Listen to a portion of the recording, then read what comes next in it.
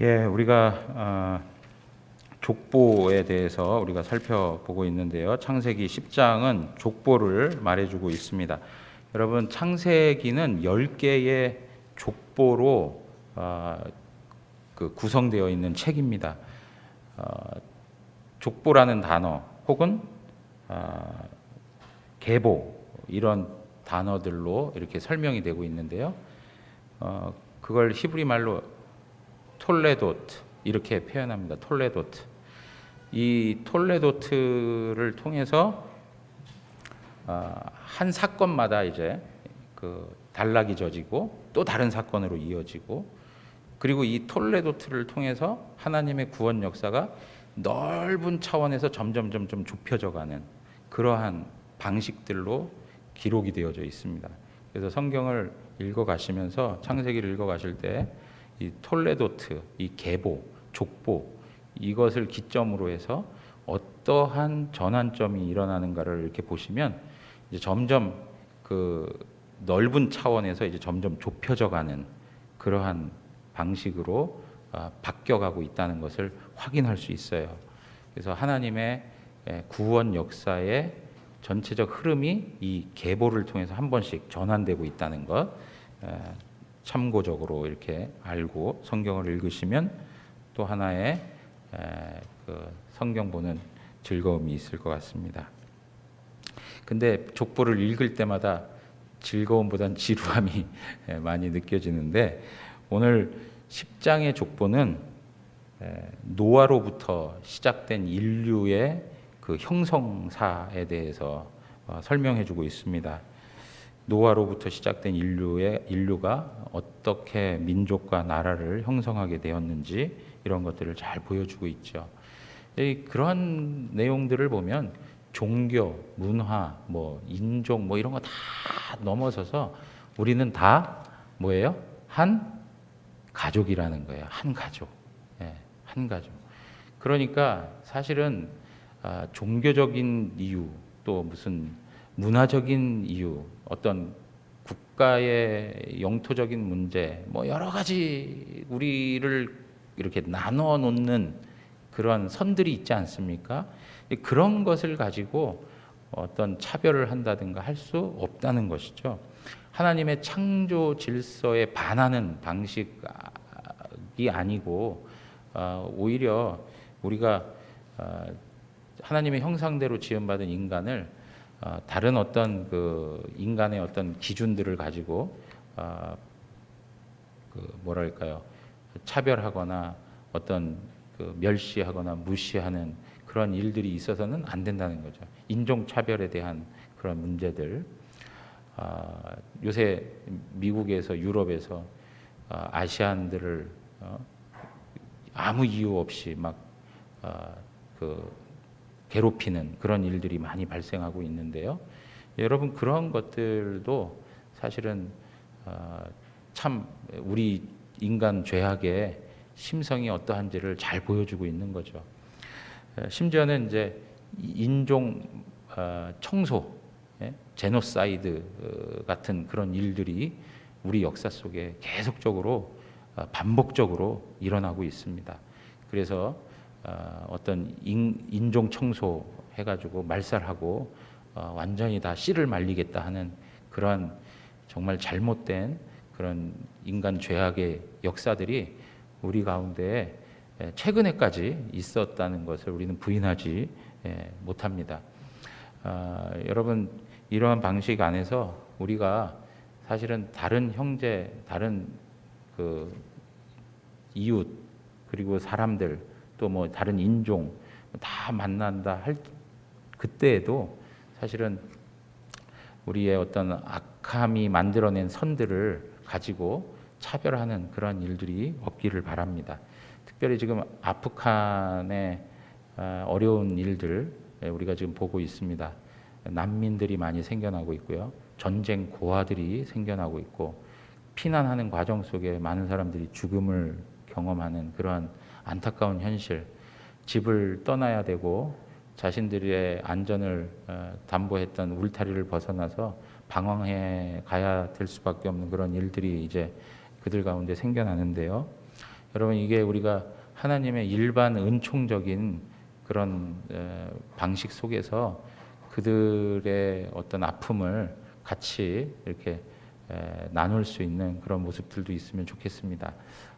그들의 종교가 어떻든 그런 거 관계없이 인간으로서 한 인간으로서 경험하는 그 삶의 어떤 고통, 아픔, 비극적인 현실 이런 일들에 대해서 같이 기도해 주시고 또 잘 이렇게 회복되어져 갈 수 있는 은혜가 있기를 우리가 또 마음으로 바라야 할 것입니다. 그리고 이제 또 염려되는 것 중에 하나는 우리 장로님 기도하실 때도 말씀하셨지만 아프간에 소수의 기독교인들이 분명히 있습니다. 탈레반 정권 하에 기독교 신앙을 하는 것이 참으로 어려울 것입니다. 그렇지 않은 분위기 속에서도 이슬람 환경 속에서 신앙생활을 한다는 것 자체가 쉽지 않은 결단이고 그리고 생명을 내어놓고 하는 일들인데 이제는 이슬람 극단주의자들인 탈레반이 정권을 잡게 되면 신앙생활을 한다는 것 자체가 더 어려울 수밖에 없는 그런 현실입니다. 이러한 현실 속에서 믿음을 지켜내는 우리 믿음의 동지들을 위해서 계속적으로 기도해 주시고요. 그들 가운데에도 하나님께서 선한 복음의 역사들이 일어나게 해주셔서 그 땅도 변화되고 그래서 하나님을 예배하는 것에 자유를 얻을 수 있는 그러한 은혜가 있도록 함께 기도해 주시면 좋겠습니다. 여러분 그래서 우리가 한 가족이다라고 하는 것 사도행전 17장 26절에도 그렇게 얘기하고 있어요. 인류의 모든 족속을 한 혈통으로 만드사 온 땅에 살게 하시고 그들의 연대를 정하시며 거주의 경계를 한정하셨다라고 얘기하고 있어요. 사도 바울이 이야기한 내용이에요. 그러니까 온 족속이 한 혈통으로 이루어졌다라고 하는 것을 말씀해주고 있는 것입니다. 자, 그럼에도 불구하고 인류 역사 가운데에서는 그 혈통마다 어떤 그 후손들을 통해서 하나님의 그 구원 역사가 이루어져 왔는데요. 오늘 계보를 읽어가면서 우리가 이 계보를 통해서 주시는 하나님의 교훈이 무엇인지 또 잠시 살펴보도록 하겠습니다. 첫 번째는 뭐냐면 1절 가서 보시면 노아의 아들 셈과 함과 야벳의 족보는 이러하니라 홍수 후에 그들이 아들들을 낳았다 이렇게 얘기해요. 홍수 후에 그들이 아들들을 낳았다. 여러분 32절 가서도 한번 보세요. 32절에도 보면 이들은 그 백성들의 족보에 따르면 노아 자손의 족속들이요 홍수 후에 이들에게서 그 땅의 백성들이 나뉘었다라고 이렇게 말하고 있어요. 10장을 시작하는 1절 그리고 10장을 마감하는 32절 그곳에서 반복적으로 표현하고 있는 단어가 홍수 후에라고 이렇게 표현하고 있어요. 홍수 후에. 여러분 홍수 후에라고 하는 것이 주는 것은 상황을 설명해 주고 있어요. 먼저도 말씀을 드린 바 있지만 홍수 심판은 전 지구에 큰 변화를 가져왔어요. 홍수가 끝나고 물이 빠져가고 원래의 모습을 회복하기까지는 상당한 시간이 걸렸을 것이고요. 여러 가지 심판으로 인한 혼돈과 혼란함이 그 땅 가운데 있었어요. 그리고 유일하게 남은 것은 오직 노아와 그 가족밖에는 없는 것이죠. 그러한 현실에서 하나님께서 복을 약속하셨어요. 어떤 복을 약속하셨습니까? 9장 1절에 가서 보시면 하나님이 노아와 그 아들들에게 복을 주시며 그들에게 이르시되 생육하고 번성하여 땅에 충만하라 라고 하는 복을 주셨어요. 생육하고 번성하여 땅에 충만한 복을 하나님이 선언적으로 약속하셨어요. 예. 여러분 홍수 후에 노아와 그 아들들이 살아가는 삶의 터전은 참으로 척박하고 어려운 현실이었어요. 노아도 아내가 있고 아들들도 아내가 있었으니까 당연히 자손이 번성하지라고 생각할 수 있을지 모르겠지만, 우리가 살면서 느끼는 것은 무엇이냐면 우리가 자연스럽게 생각했던 일들이 자연스러운 일이 아니라는 것을 더더욱 깨닫게 되죠. 자녀를 낳는 것이 당연히 있어야 할 일들이다, 자연스러운 일들이다. 그렇지만 우리의 현실에서도 놓고 보면 그것이 자연스러운 일이 아니라 하나님의 전적인 역사와 은혜 주심을 통해서 이루어지는 것이구나라는 것을 깨닫게 되죠. 하나님이 간섭하지 아니하시면 안 된다라는 것을 알게 되는 거죠. 반대로 생각해 보죠. 아브라함에게 자손을 주시겠다고 했는데 자손을 안 주세요? 시간이 흘러서 이제는 생물학적으로, 생리적으로 아예 자녀를 낳을 수가 없어요. 아이를 낳을 수가 없는 상태가 되었어요. 자기가 확인하는 지점에서도 그렇고 주변에 있는 사람들이 보기에도 저 사람들은 더 이상 아이를 낳을 수 없다예요. 그런데 그 없는 불가능한 현실 속에 하나님이 역사하시죠. 그래서 어떻게 됩니까? 그에게 이삭이 주어지죠. 그러니까 하나님께서 개입하시는 역사를 통해서 우리 인류가 살아가고 있다는 것을 부인할 수가 없어요. 우리가 경험하고 있는 많은 세상의 일들, 자연스럽다고 생각했던 그 모든 일들도 하나님의 일하심 속에서 이루어진 것이지, 하나님이 일하지 아니하시면 이루어질 수 없는 일들이에요.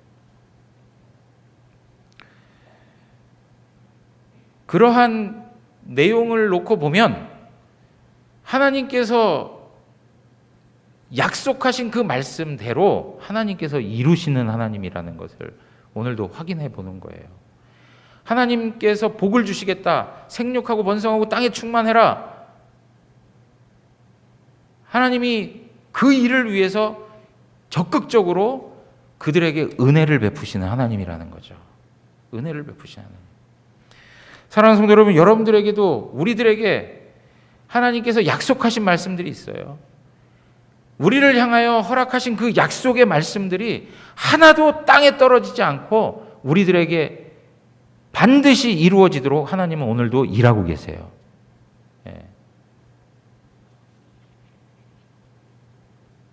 하나하나의 삶의 모습들 가운데 하나님이 주신 것이다라고 하는 하나님의 은혜에 대한 고백이 있는 사람들의 내용들을 들어보면 이 사실이 놀랍게 다가오는 거죠. 그냥 어제가 오늘 같고 오늘이 내일 같고 내일이 뭐 오늘과고 다를 바도 없고 그냥 이렇게 인생이 살아가는 거지, 돌고 도는 인생 뭐 이런 식으로 생각을 해버리면 하나님 은혜가 은혜되지 않아요. 그런데 우리의 삶에 주어지는 거 아주 작은 거 하나하나마저도, 심지어는 오늘 식사하시면서 내 손으로 젓가락질하고 숟가락질하는 것마저도 하나님이 허락해 주시고 하나님께서 은혜 주시니까 할 수 있는 거예요. 하나님 은혜 아니면 할 수 있는 것이 아무것도 없어요. 하나님이 간섭하지 아니하시면 우리가 만들어낼 수 있는 것이 아무것도 없어요. 그런데 하나님께서는 우리의 구원을 약속하시고 우리가 앞으로 누리게 될 하나님의 나라를 보장하셨어요. 하나님께서는 우리가 광야 같은 세상을 살고 험악한 이 세상을 살아간다 하더라도 하나님은 반드시 우리에게 약속하신 그 약속을 이루시는 분이세요. 오늘 족보를 통해서 우리가 확인할 수 있는 게 그거예요. 세대가 바뀌어도, 시간이 바뀌고 사람이 바뀌어도 하나님께서 약속하신 것은 반드시 이루신다는 거예요.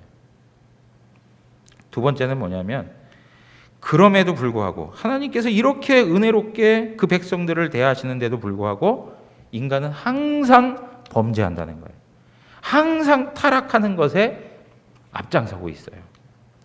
여러분, 오늘 본문에 나와 있는 말씀을 보면 10장 1절에 셈과 함과 야벳, 이런 방식으로 성경은 노아의 아들들을 기술해 주고 있어요. 그런데 족보를 다룰 때에는 누구부터 시작하고 있어요? 야벳의 후손부터 시작하고 있어요.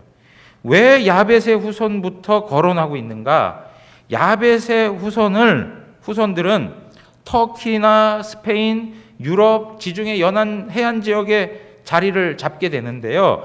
그 나라들은 이스라엘과 관계돼서 거리가 먼 나라들이에요.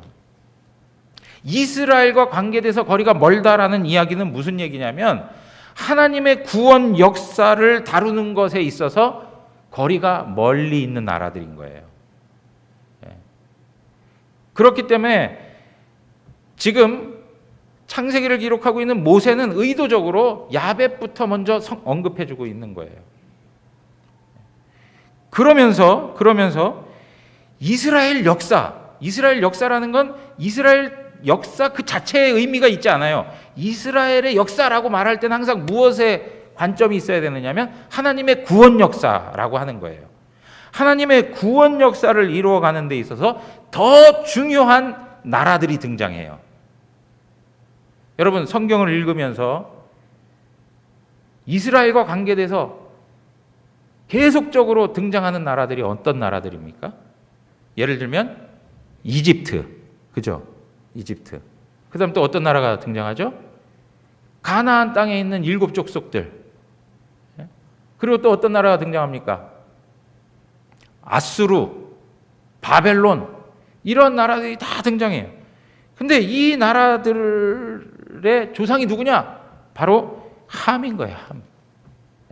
함의 자손들이 메소포타미아와 이집트, 아프리카, 가나안, 팔레스타인 땅으로 다 흩어지게 돼요.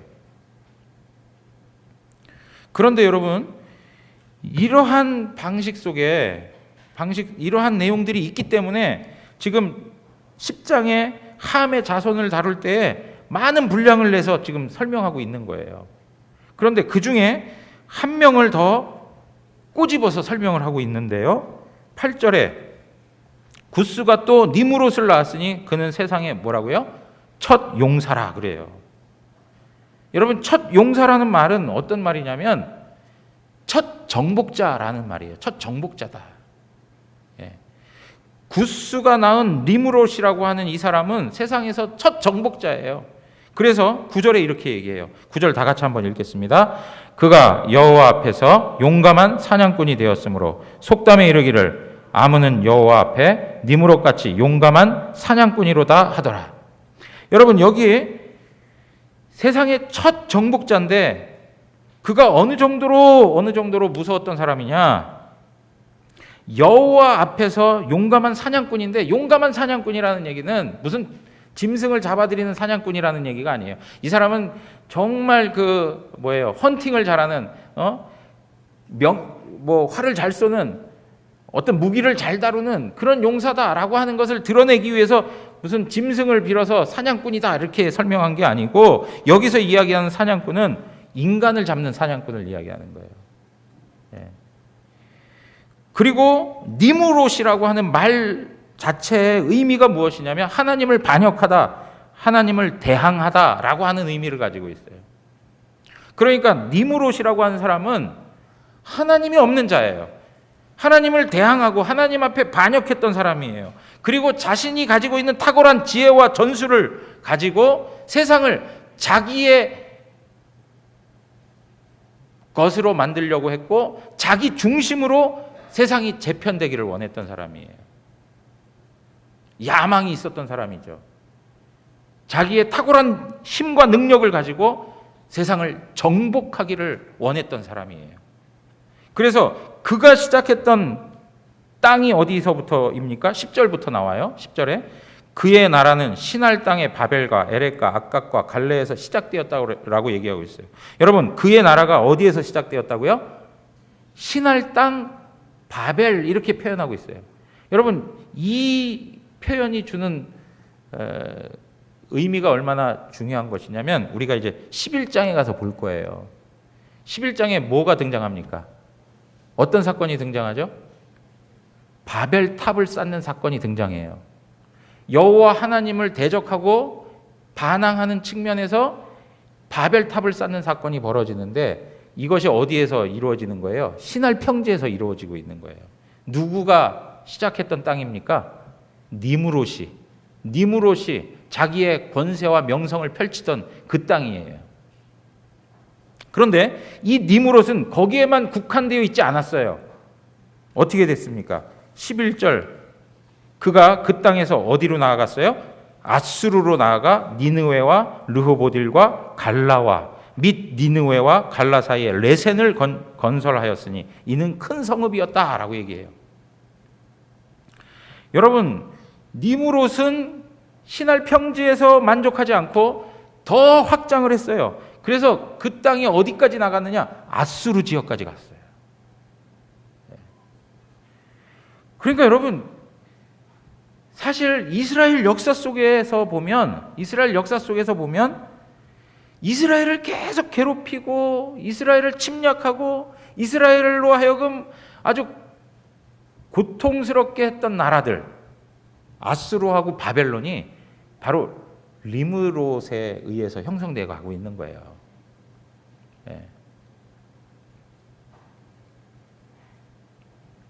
자기의 왕국을 건설하는 거예요. 하나님을 대적하고 신본주의, 하나님 중심이 아니라 인간이 중심이 되는 그 나라를 건설해 가는 것. 폭력이 그 나라의 힘이 되어지는. 여러분, 그래서 이러한 내용들을 지금 모세는 의도적으로 더 구체적으로 설명해 가고 있는 거예요, 지금. 그리고 나서 또 하나 노골적으로 더 설명해 가는 게 뭡니까?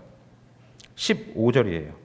가나안은 장자 시돈과 헷을 낳고 또 여부스 족속과 아모리 족속과 기르가스 족속과 히위 족속과 알가 족속과 신 족속과 쭉 설명해요.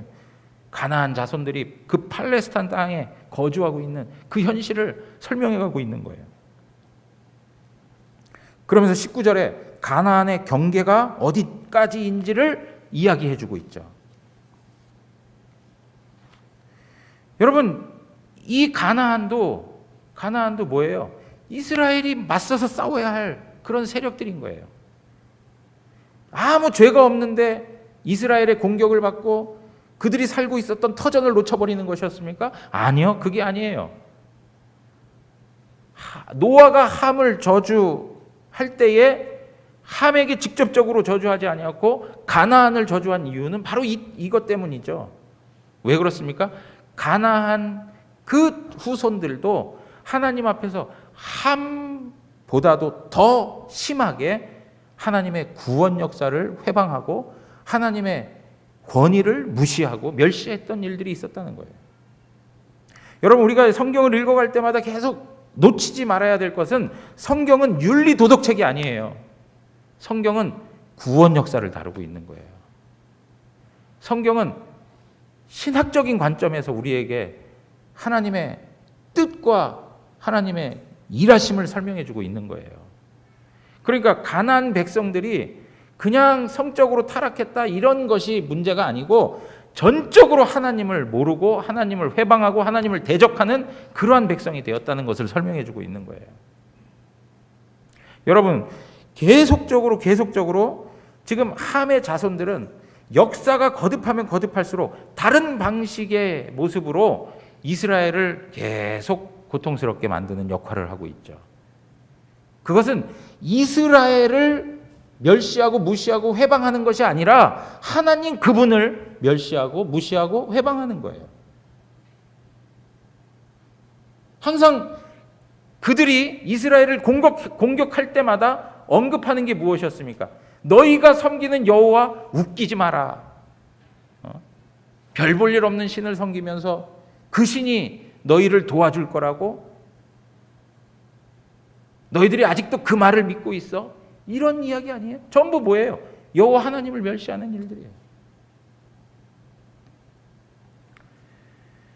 여러분, 이렇게 세상은 점점점 더 악해져 가는 거예요. 홍수가 지난 지 얼마 되지 않아요. 하나님께서 심판을 행하신 지 얼마 되지 않아요. 홍수 이후에라고 하는 말이 계속적으로 언급되고 있다는 사실은 그들도 하나님께서 행하셨던 그 심판에 대한 내용들을 알고 있었다는 거예요. 알고 있는데도 불구하고 그들의 실질적 삶은 하나님을 부정하는 거예요. 하나님을 모르는 거예요. 하나님을 떠나는 거예요. 계속적으로 하나님을 떠나는 거예요. 여러분, 야벳에 대해서 간단하게 다루고 있지만 야벳의 후손들도 결국에는 뭡니까? 하나님을 떠나는 거예요. 시간이 지나면 지날수록 하나님이 잊혀지는 것이 인간이 가지고 있는 본성이에요. 우리 안에서는 스스로 하나님을 알만한 지식이 형성되지 않아요. 자, 여러분, 심지어는 어느 정도까지냐? 이 보세요.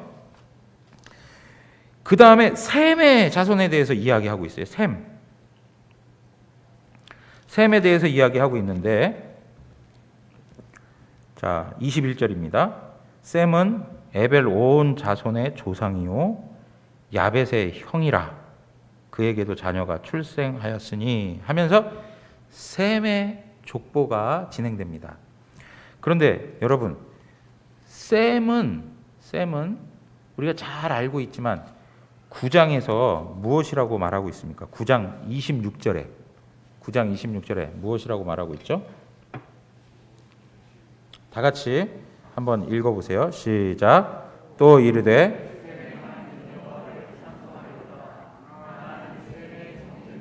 네, 거기까지요. 다른 것보다도 이게 중요하네요. 셈의 하나님 여호와를 찬송하리로다라고 하는 거예요. 셈의 하나님 여호와를 찬송하리로다. 여러분, 셈의 하나님 여호와를 왜 찬송하는 거였어요? 네? 가나안 함의 족속들이 저주를 당하면서 그렇게 인간 심성에 있는 죄가 끊이지 않다는 것을 보여주지 않았습니까? 그러면서 그 타락한 인간을 구원하기 위한 하나님의 방편이 여전히 셈을 통해서 이루어지고 있다는 거죠. 그 약속은 어디로부터 시작된 것입니까? 창세기 3장 15절에 여자의 후손을 통해서 뱀의 후손을 공격하고 뱀의 후손 가운데 있는 타락한 인간들을 여자의 후손이 구원하시는 방법을 말씀하시는 거 아니에요? 그 여자의 후손이 오게 하시겠다고 하셨던 하나님의 약속, 그것이 메시아 약속이죠.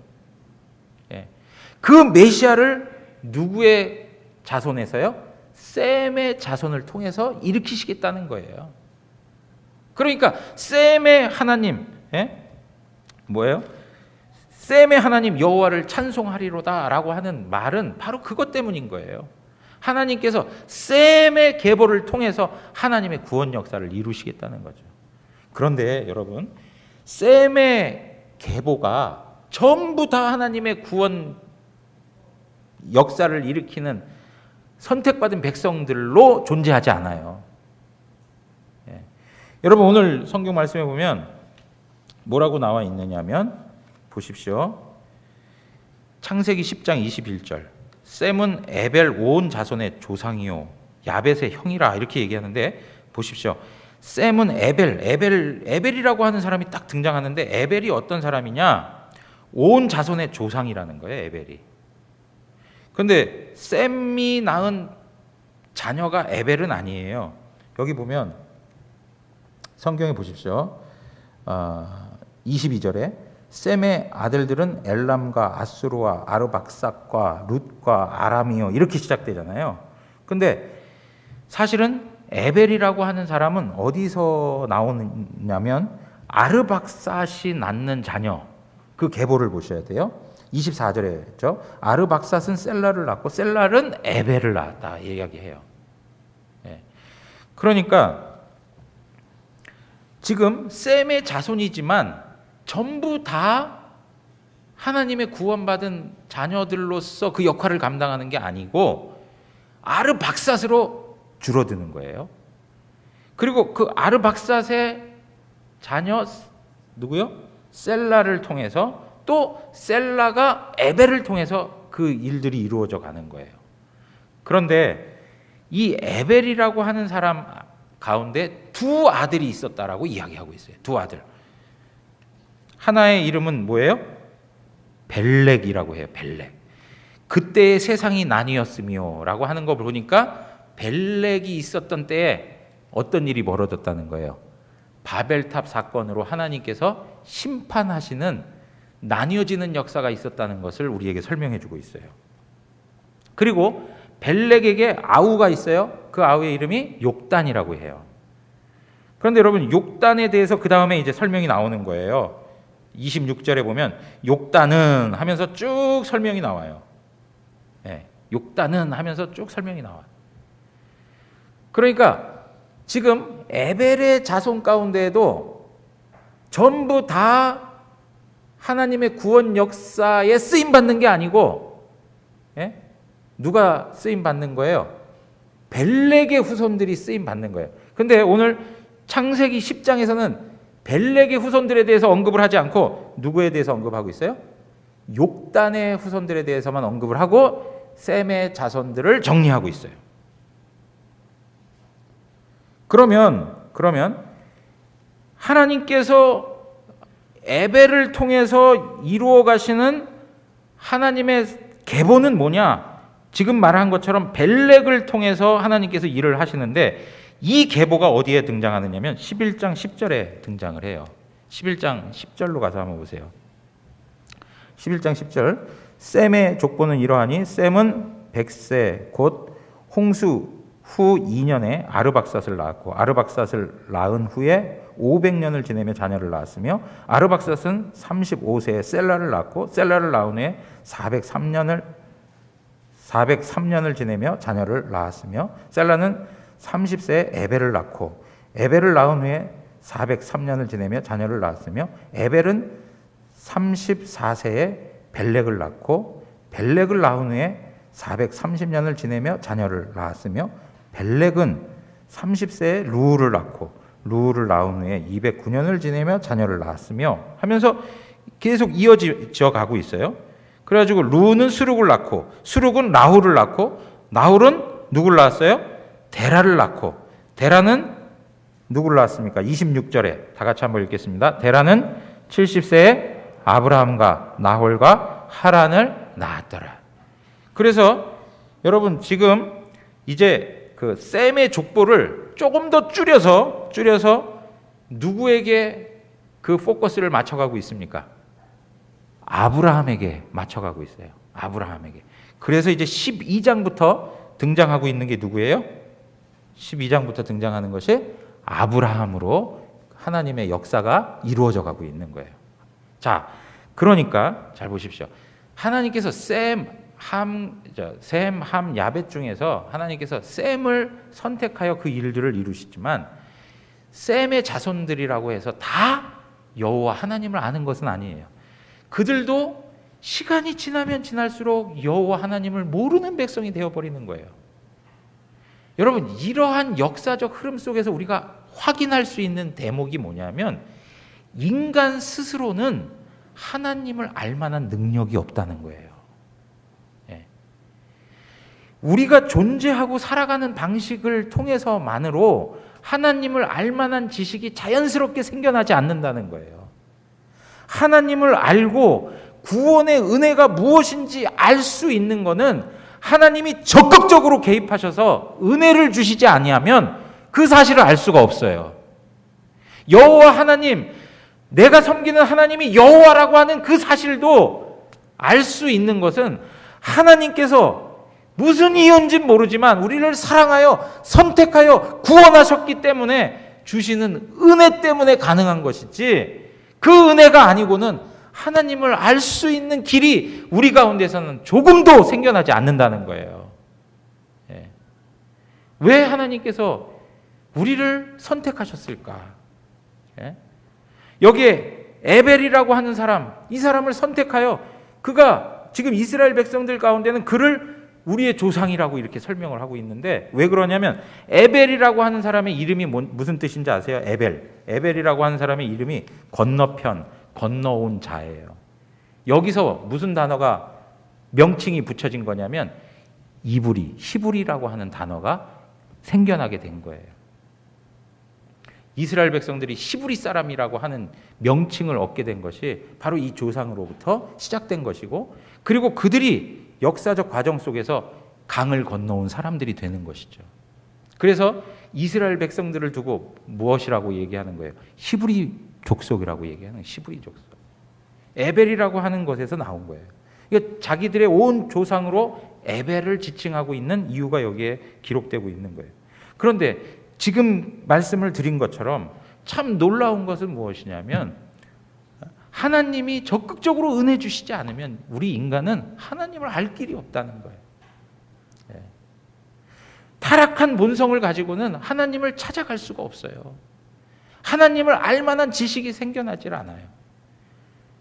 생각을 해보세요. 그런데 아니, 내가 무슨 그 은혜와 사랑을 받을 자격이 있다고 나에게 그 은혜를 주셨는가? 내가 뭐 옆에 있는 다른 사람보다 더 나은 구석이 있습니까?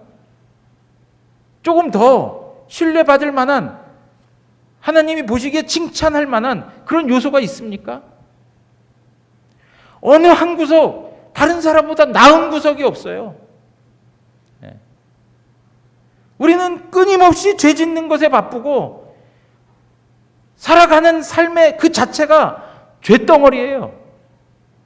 그런데도 불구하고 하나님이 무슨 뜻을 가지고, 어떠한 마음을 가지고 우리를, 하나님의 주권을 가지고 선택하셨는지, 그 하나님의 은혜 그것이 아니고는 우리는 하나님을 알 수도 없고 하나님이 주신 구원이 무엇인지도 깨달지 못하는 것인데, 우리가 그 하나님의 놀라운 은총과 은혜를 누리고 살아가고 있다는 것이 감격일 수밖에 없는 거예요.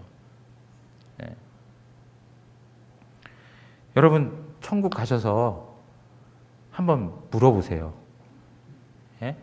하나님, 저 뭐가 예뻐가지고 날 구원하셨냐고. 예? 도대체 모르겠어요. 아시겠어요? 예? 목사님, 저는 알만한 것 같아요. 정말로 모르겠어요. 내가 진짜 그 살면서 미스테리어스한 게 그거예요. 도대체 하나님이 나를 무엇을 보고 선택하신 걸까? 사랑하는 성도 여러분, 하나님의 구원 역사의 계보는 점점점 좁혀져 가지고요, 아주 미약한 사람에게까지 이제 전달되고 있죠. 그런데 이러한 모습을 보면서 우리가 하나 생각해야 될 것이 있어요. 하나님께서 결국에는 아브라함을 선택하여 하나님의 구원의 일들을 행하시는데, 그럼에도 불구하고요, 하나님께서는 아브라함과 그 가족을 구원하는 데 목적이 있지 않고, 하나님께서는 아브라함을 통해서 형성된 그 히브리 민족만을 구원하는 데 목적이 있지 않고 온 세계 열방을 구원하시는 데 목적이 있다는 거예요. 여러분, 오늘 족보에요 70개의 나라가 언급되고 있어요. 셈과 관련해서 26개, 함과 관련해서 30개, 야벳과 관련해서 13개예요. 그런데 이렇게 하나님을 잊고 하나님에 대해서 모르고 하나님을 대적하고 대항하며 살아가는 인류에 대해서 하나님께서는 포기하신 적이 없는 거예요. 포기를 하지 않아요. 여러분, 여기 70개국인데요. 이 70이라고 하는 숫자는 성경에서 상징적 의미를 가지고 있어요. 어떤 의미냐? 완전수를 말하는 거예요. 완전수. 그러니까 이 70개의 나라를 언급한 거는 그 당시에 전 세계에 그 나라밖에 없다는 이야기가 아니고요, 전 세계의 나라를 대표해서 70개국을 언급한 거예요. 그러니까 전체를 대표하고 있는 그런 의미에서 지금 기록된 나라들인 거예요. 그런데 하나님께서는 이 70이라고 하는 수를 전체를 대표하는 상징적 수로 계속적으로 활용을 하세요.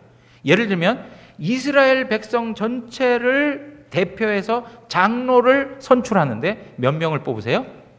70명을 뽑으세요. 신약에 와서 산헤드린 공의회, 전체 유대 백성들을 대표하는 산헤드린 공의회를 구성하는데 몇 명으로요? 70명을 통해서 구성하세요. 하나님께서 누가복음 10장 17절에 우리 한번 다 같이 읽겠습니다. 시작.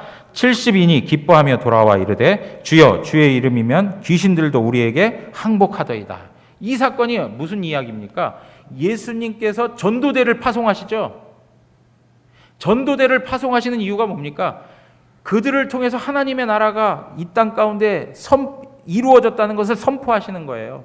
그리고 그들을 통해서 그리스도인들의 사명이 복음 증거에 있다는 것을 깨우쳐 주시는 거예요. 그런데 몇 명을 세우세요? 70명을 세우세요. 70명. 70명을 통해서 예수님께서는 어디를 바라보신 것이냐? 온 열방과 모든 족속을 바라보신 거예요. 이유 없이 70명을 세우는 게 아니에요. 성경에서 70이 가지고 있는 이 상징적 의미가 있다는 것을 기억하셔야 돼요. 그러니까 하나님께서는 계속적으로 이 창세기에서부터, 여러분 오해하는 것들이 있는데 그게 뭐냐? 구약은 이스라엘을 위한 책이라고만 생각하는데 그렇지 않아요. 구약 창세기에서부터 이미 어떻게 해요? 전 인류를 대상으로 하는 하나님의 구원 역사가 펼쳐지고 있다고요. 1장에서부터 11장까지 원 역사라고 하는데 그 11장까지의 역사는 전 세계의 역사를 다루고 있는 거예요. 그리고 그 전 세계를 하나님께서 구원하시기 위해서 그 전 세계의 모든 족속을 품어내시기 위해서 12장부터 아브라함을 통하여 이스라엘을 사용하시는 것이에요. 그러니까 이스라엘은 이스라엘 자체의 존재 의미가 있지 않아요. 이스라엘은 그들을 통해서 천하 만민이 복을 얻는 것에 의의가 있는 거예요. 자, 그래서 창세기 12장 3절에 보면 너를 축복하는 자에게는 내가 복을 내리고 너를 저주하는 자에게는 내가 저주하리니 땅의 모든 족속이 너로 말미암아 복을 얻을 것이다. 땅의 모든 족속이 너를 인하여서 복을 얻을 것이다. 너는 복의 무엇이 된다고요? 근원이 될지라. 너는 복의 근원이 될지라. 이삭에게도 똑같이 얘기해서 이삭에게 내 자손을 하늘의 별과 같이 번성하게 하며 이 모든 땅을 내 자손에게 주리니 내 자손으로 말미암아 천하 만민이 복을 받으리라. 이스라엘을 통해서 천하 만민이 복을 받겠다라고 이렇게 말씀하신 거예요. 하나님의 마음이 어디에 가 있어요? 온 땅끝에 가 있다는 것을 말씀하고 있는 거예요. 그래서 예수님께서 하늘로 올라가시면서 주님을 따르는 성도들에게 지상 명령이라고 주신 것이 무엇입니까? 19절 20절 마태복음 28장 그러므로 너희는 가서 모든 민족을 제자로 삼아 아버지와 아들과 성령의 이름으로 세례를 베풀고 내가 너희에게 분부한 모든 것을 가르쳐 지키게 하라. 볼지어다 내가 세상 끝날까지 너희와 항상 함께 있으리라. 여러분 이것이 우리에게 사명인 거예요. 예수님께서 이 땅에 오신 것도 땅끝까지 잃어버린 영혼들을 구원하기 위해서 오신 거예요. 이것이 바로 하나님의 마음이에요. 하나님의 비전, 하나님의 꿈은 단지 이스라엘에게만 있는 것이 아니고 전 세계에 퍼져 있는 영적인 이스라엘을 품고 있다는 것을 기억하셔야 돼요. 여러분, 오늘날 우리가 참 안타까운 일들이 뭐냐? 코로나 때문에 우리의 삶의 반경이 너무나도 줄어들었어요. 제한되는 일들이 너무나도 많아요. 그런데 이러한 상황에 우리가 자꾸 적응하다 보니까 우리의 시선마저도 좁아지고 있어요. 하나님께서 전 세계 열방을 보시면서 그들을 구원하기 위한 구원 역사를 계속 이루어 가시는데도 불구하고 우리가 놓여 있는 상황과 환경 때문에 계속적으로 그 시야가 좁아져 가고 있는 안타까운 현실을 경험하고 있는 거예요. 자꾸 우리가 경험하고 있는 고통스러운 현실만 보게 되고 있고 그 현실에 안주하고 있는 것이 우리의 형편이에요. 그러나 오늘 이 시간에 우리가 다시 한번 하나님의 비전을 동일하게 바라보는 은혜가 있기를 원합니다. 하나님이 꿈꾸시고 하나님이 계획하시는 하나님의 원대한 구원 역사를 우리의 비전으로 삼으셔야 돼요. 예. 그래서 우리가 대한민국 대구의 신암동 이 한 자락에 머물러 있지만 우리의 마음과 우리의 시선만큼은 온 세상 열방을 향하고 있어야 된다는 것이죠. 그것이 하나님의 마음이요 하나님의 시선이기 때문에 그래요. 그래서 아프간 이런 사태들을 놓고도요, 아 이거 우리의 일 아닌데, 우리하고 별개의 일인데 라고 그냥 넘어갈 문제가 아니고 이 자리에서라도 그들을 위해서 기도해야 돼요. 예. 북한 땅도 그렇고 곳곳에 이슬람 무슬림들, 그리고 힌두교에 사로잡혀 있는 수많은 영혼들, 여러분 세계의 역사 속에서 하나님을 섬기는 사람들이 많은 것 같아 보이죠? 정말 소수예요. 대다수가 하나님을 알지 못합니다. 우리나라도 점점 그렇게 되어져 가고 있습니다. 저희 아이가 군대에 가서 경험해 보면서 제일 힘든 게 뭐냐? 영적인 대화를 나눌 수 있는 친구가 없다는 거예요. 함께 예배하고 함께 신앙적인 얘기를 할 수 있는 친구 한 명이 없다는 거예요. 같은 소대에 있으면서도 단 한 명 크리스찬을 발견할 길이 없다는 거예요. 한 명이 없대요, 한 명이. 어느 정도인지 아시겠습니까? 우리 다음 세대의 지금 신앙적인 모습들이. 여러분, 이러한 현실들을 바라보면서 우리가 하나님의 마음을 회복하고 정말 잃어버린 영혼들을 향하여 마음이 가 있어야 돼요. 그래서 우리가 놓인 자리에서 계속적으로 복음 증거의 사명을 감당해야 되고요. 하나님께서 우리를 선택하여 하나님의 구원 역사를 일으키는 하나님의 도구로 쓰임 받고 있는 것인데요. 이러한 일들 앞에 철저히 수종드는 자로 살아가야 되는 거예요. 우리의 삶의 지경에서만이 아니고 정말 먼 곳에 있는 그들까지라도 바라보면서 우리가 복음 증거해야 된다는 것이죠. 제가 우리 교육자님들에게 그런 얘기 했어요.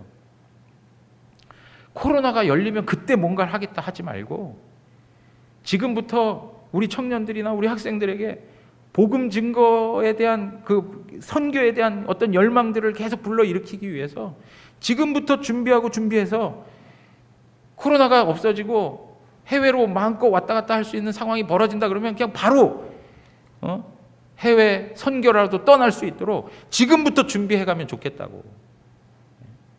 지금 이런 현실에서 아무것도 할 수 없습니다. 이것도 못합니다. 저것도 못합니다. 이러기만 있지 말고 지금부터 준비해야 가는 과정을 삼아서 하나님께서 문을 열어주시면 그때 우리 자녀들이 하나님의 비전을 같이 공유할 수 있고 같이 나눌 수 있고 협력하고 동력할 수 있도록 그 길을 마음껏 열어줄 수 있도록 지금부터 준비해가면 어떻겠냐고. 사랑하는 성도 여러분, 우리도 마찬가지예요.